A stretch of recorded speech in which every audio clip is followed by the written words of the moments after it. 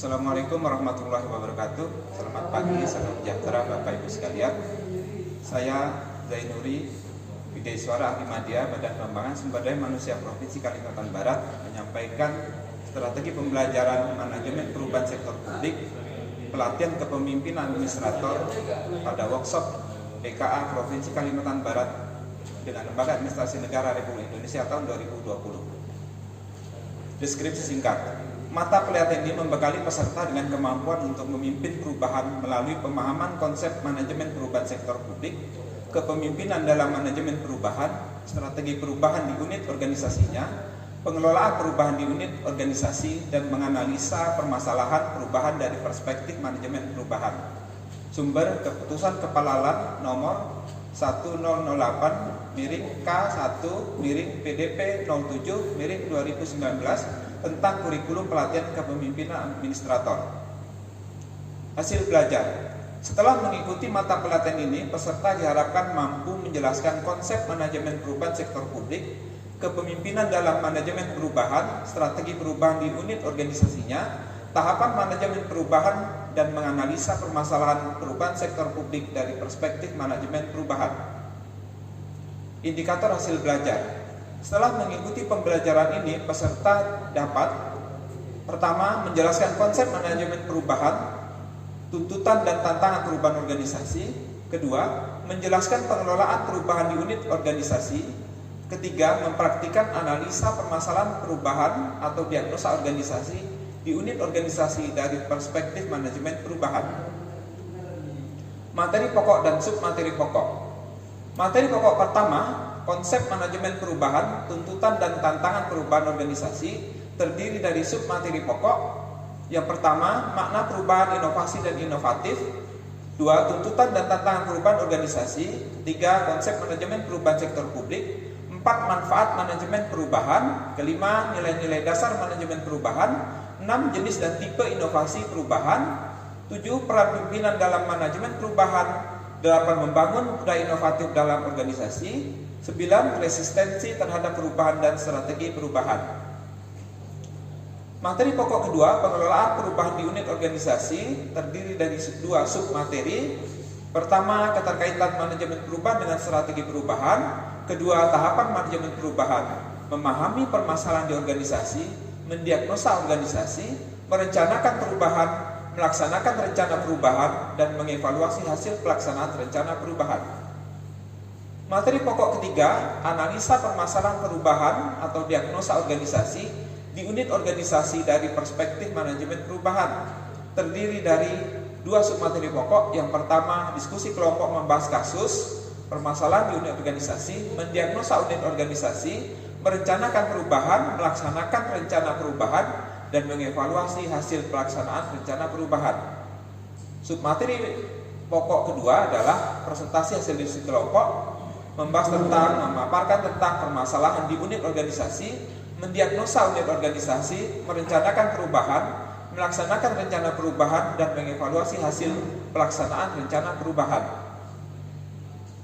Keterkaitan substansi mata pelatihan pada agenda kedua ini, yang pertama, mata pelatihan manajemen perubahan sektor publik membekali peserta dengan kemampuan memimpin perubahan. Mata pelatihan kepemimpinan transformasional membekali peserta agar mampu menerapkan kepemimpinan transformasional dalam pelaksanaan kegiatan di instansinya sehingga menghasilkan kinerja yang tinggi.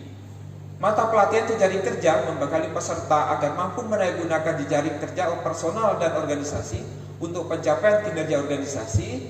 Dan mata pelatihan komunikasi efektif membekali peserta untuk memiliki kemampuan mengembangkan strategi komunikasi yang efektif dalam rangka pencapaian kinerja atau tujuan unit organisasinya.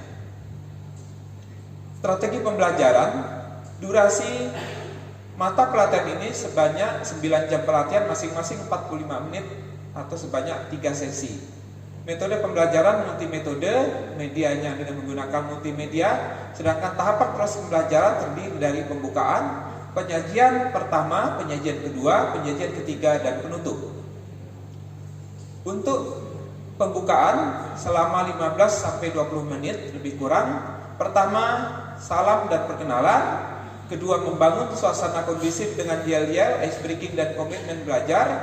Ketiga, memotivasi peserta dengan quotes dari Charles Darwin dan John F. Kennedy sebagaimana yang tersedia di tayangan. Berikutnya, menyampaikan tujuan pembelajaran yang terdiri dari hasil belajar, indikator hasil belajar, materi pokok dan submateri pokok, dan melakukan persepsi dan pretest lisan. Strategi pembelajaran pada penyajian 1 lebih kurang 120 menit dengan kegiatan yang pertama menayangkan video tentang perubahan inovatif di sektor publik, kedua melakukan ceramah dan tanya jawab tentang substansi video dalam konteks perubahan inovatif di sektor publik, ketiga melakukan brainstorming dan diskusi singkat membahas materi pokok 1, konsep manajemen perubahan, tuntutan dan tantangan perubahan organisasi serta submateri pokoknya. Untuk penyajian yang kedua, pada materi yang kedua, pengelolaan perubahan di unit organisasi, lebih kurang selama 2 jam pelatihan 90 menit, kegiatan melakukan ceramah, tanya jawab, brainstorming, dan diskusi singkat untuk membahas materi pokok kedua, pengelolaan perubahan di unit organisasi beserta submateri pokoknya. Slide yang menjadi acuan adalah slide nomor 11, yaitu siklus manajemen perubahan, dan slide nomor 12, alur pikir manajemen perubahan. Serta slide nomor 33, yaitu keterkaitan tahapan manajemen perubahan dengan strategi perubahan. Untuk penyajian yang ketiga, pada materi pokok 3, analisa permasalahan perubahan atau diagnosa organisasi di unit organisasinya dari perspektif manajemen perubahan, akan disampaikan selama lebih kurang 4 jam pelatihan dengan kegiatan yang pertama adalah memberikan game asah otak yang relevan untuk menstimulasi motivasi dan kreativitas. Kedua, mengarahkan diskusi kelompok dan studi kasus. Tahap pertama, memahami permasalahan di unit organisasi, mendiagnosa unit organisasi. Panduan diskusi dan studi kasus yang pertama adalah isu yang diangkat dari organisasi perangkat daerah atau OPD peserta yang relevan dengan tugas dan fungsi jabatan administrator. Dokumen yang digunakan adalah antara lain renstra, akid, indeks atau capaian, maupun catatan dari hasil ceramah pakar. Ketiga, terakhir adalah jumlah kasus 5 atau 6 sesuai jumlah kelompok. Pengelompokan dapat dilakukan berdasarkan kesamaan unit organisasi atau rumpun. Contoh, OPD kesehatan 1 kelompok, OPD pendidikan 1 kelompok, OPD infrastruktur 1 kelompok. Berikutnya alur dan instruksi diskusi dan alur dari studi kasus. Pertama, beberapa isu strategis dirumuskan menjadi 1 isu strategis dengan menggunakan kriteria. Dilanjutkan dengan menilai isu strategis menjadi gagasan perubahan. Kedua, gunakan alur pikir komprehensif dan bantuan teknik analisis yang relevan untuk menganalisa atau menentukan pertama, kondisi saat ini, kedua, faktor penyebab terjadinya kondisi saat ini, dan akibatnya jika kondisi saat ini tidak diselesaikan, kondisi yang diharapkan, gap antara kondisi saat ini dengan kondisi yang diharapkan, dan langkah-langkah solusi atau intervensi yang harus dilakukan dengan memperhatikan faktor-faktor penyebabnya. Selanjutnya, presentasi per kelompok dan tanya jawab hasil analisa pada nomor 1 dan 2 di atas. Pada tahap kedua, untuk materi pokok kedua, merencanakan perubahan. Berdasarkan hasil diskusi tahap pertama, peserta menyusun draft rencana perubahan yang harus dapat menjawab pertanyaan kunci, antara lain yang terdiri dari 9 pertanyaan sebagaimana tersebut. Berikutnya, pada tahap ketiga untuk materi pokok 3, melaksanakan rencana perubahan. Berdasarkan hasil diskusi tahap kedua, peserta melakukan simulasi pelaksanaan rencana perubahan dengan pedoman sebagai berikut. Yang pertama, bagaimana pelaksanaan perencanaan perubahannya, strategi apa yang telah digunakan, dapat menggunakan lebih dari satu strategi, terutama strategi 6D. Yang kedua, bagaimana pelaksanaan rencana perubahannya termasuk pengendaliannya. Pengendalian merupakan pemantauan plus tindak lanjut. Selanjutnya pada tahap keempat, mengevaluasi hasil pelaksanaan perubahan.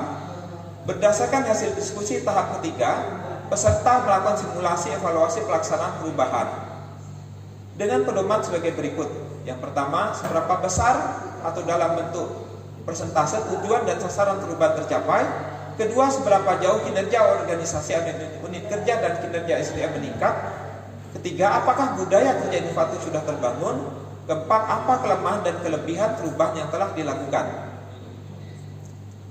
Berikutnya, strategi pembelajaran yang merupakan bagian penutup melaksanakan evaluasi pembelajaran, kemudian merangkum semua pokok bahasan yang telah dipelajari bersama peserta, kemudian memotivasi peserta dengan quotes dari George Bernard Shaw sebagaimana yang ditampilkan di layar. Ada 2 quotes, dan menutup pembelajaran dengan ucapan terima kasih dan apresiasi kepada para peserta. Untuk pedoman evaluasi, pada materi pokok pertama manajemen perubahan dan tantangannya, materi pokok kedua pengelolaan perubahan unit organisasi, dan materi pokok ketiga analisa permasalahan perubahan atau diagnosa organisasi di unit organisasi dari perspektif manajemen perubahan. Bentuk evaluasinya gunakan tes lisan, pengamatan perilaku dengan menggunakan pedoman pengamatan, dan portofolio tugas baik tugas individu maupun tugas kelompok. Demikian strategi pembelajaran untuk mata pelatihan manajemen perubahan sektor publik. Terima kasih atas perhatiannya. Selamat pagi. Assalamualaikum warahmatullahi wabarakatuh.